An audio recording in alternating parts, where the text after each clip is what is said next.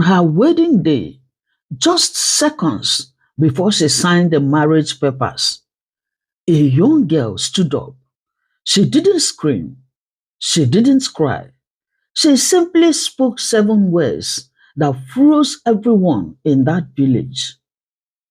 This man you are calling my husband is my biological father.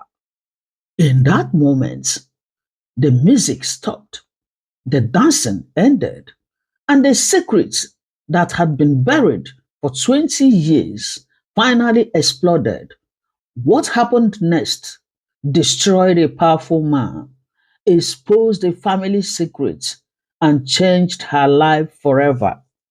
Welcome to Olu Beauty African Folktales channel. Here we tell you the way it is. Have you subscribed? If not, oh yeah, run kitty kitty, run kata kata. Subscribe, like, comment and share. Share it with your families and friends. And don't forget to touch the bell button so that you'll be notified each time we put out new video. Oh yeah, grab your popcorn, sit jeje and enjoy yourself. Oh yeah, let's go there. The slap echoed so loudly that even the birds flew off the roof. Sign it! The man shouted. Chidinma's hands were shaking. She looked at the paper. Marriage agreement. Her father, Mr. Okafor, stood by the door, staring at the floor. He couldn't even look his own daughter in the eye. Papa, please, she whispered. Don't do this to me. But Mr. Okafor said nothing. He had sold his conscience long ago. 3 weeks earlier, Chidinma's life was full of hope. She has just received her admission letter to UNN, University of Nigeria, Nsukka.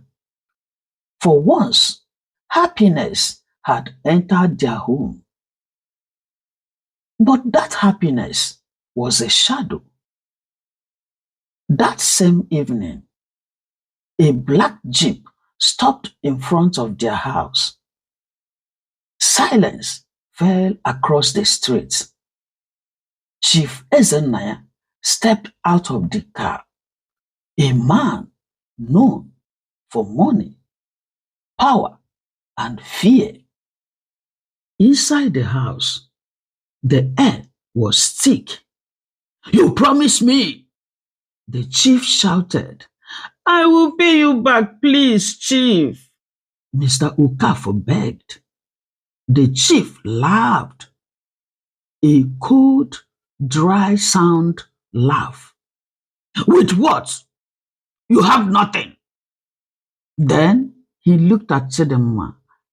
It wasn't the look of a man seeing a bride. It was something darker, like he was looking at a prize he had already won years ago. And he said, I will take your daughter, the chief said, and your debt is cleared. That night, Chidinma cried until her eyes were red. But Mr. Okafor was cold, and he said, You will marry him, oh. It is settled. You will marry him because I don't have money to pay back. 2 days before the wedding, Chidinma was hiding behind the kitchen door when she heard them. She must not know who she really is, the chief hissed to Mr. Okafor. If she finds out, everything will scatter. Chidinma's heart raced. That night, her aunt, Auntie Ngozi, came to her room, trembling. Chidinma, she whispered, tears streaming down her face. I cannot let you do this. Chief Ezenaya, he is not just a stranger. He is your real father. The world went black. The man she was being sold to was her own blood. But Chidinma didn't run. A cold, sharp plan formed in her mind. She She would not be a victim. She would be the witness. The wedding day arrived. The village square was packed. The chief was smiling, dressed in gold. Mr. Okafor was shaking. Chidinma walked down the aisle, her face a mask of stone. The priest spoke and said, "Sign the register." The chief picked up the pen. He looked at Chidinma, victory in his eyes. Chidinma picked up her pen. Then she dropped it. She turned to the crowd and said, "This man," she pointed at the chief, her voice like thunder, "is my biological father. And this man," she pointed at Mr. Okafor, "sold his own blood for a debt." Chaos, shouting. The chief tried to run, but the village youth blocked the path. The truth was out, and it was burning everything down. The police arrived, but they didn't just find a scandal. When they searched the chief's mansion, they found a box of old photos, other girls, other victims, other lives he had bought and silenced. Chidinma wasn't just saving herself, she was the one who finally stopped a monster. The chief was led away in handcuffs. Mr. Okafor was left with nothing but his shame. Chidinma left that village that night. She followed Auntie Ngozi to Owerri, and her brother Emeka joined them. Soon after, she returned to school, sponsored by a women's organization that heard her story. She was no longer a victim. She was unstoppable. Years later, on her graduation day, Chidinma saw a broken man standing far back in the crowd. It was Mr. Okafor. He had come to beg. Their eyes met. Chidinma didn't run. She simply said, "A tree that sells its own roots to the fire will have no shade when the sun comes out. I do not hate you, but you are no longer my father." She turned and walked towards her future.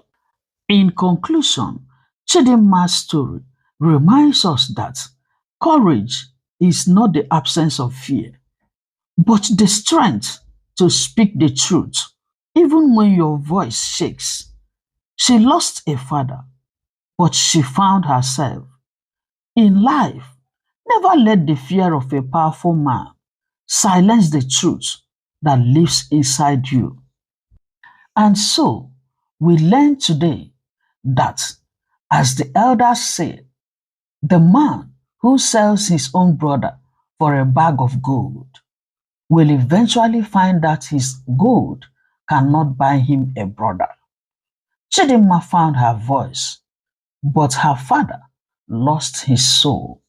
Thank you for watching. Please, if this story touched you, like and subscribe to Olu Beauty African Folktales channel, because there are many girls out there still waiting for their voice. Tell us in the comment section. Do you think Chidinma was right to humiliate her father in public, or should she have kept the secret to save her family's name? Is money ever worth more than the life of a child? Thank you once again for watching. Please don't forget to touch the bell button so that you'll be notified each time we put out new video. See you in our next video. Stay blessed. Love you. Bye bye. Mwah.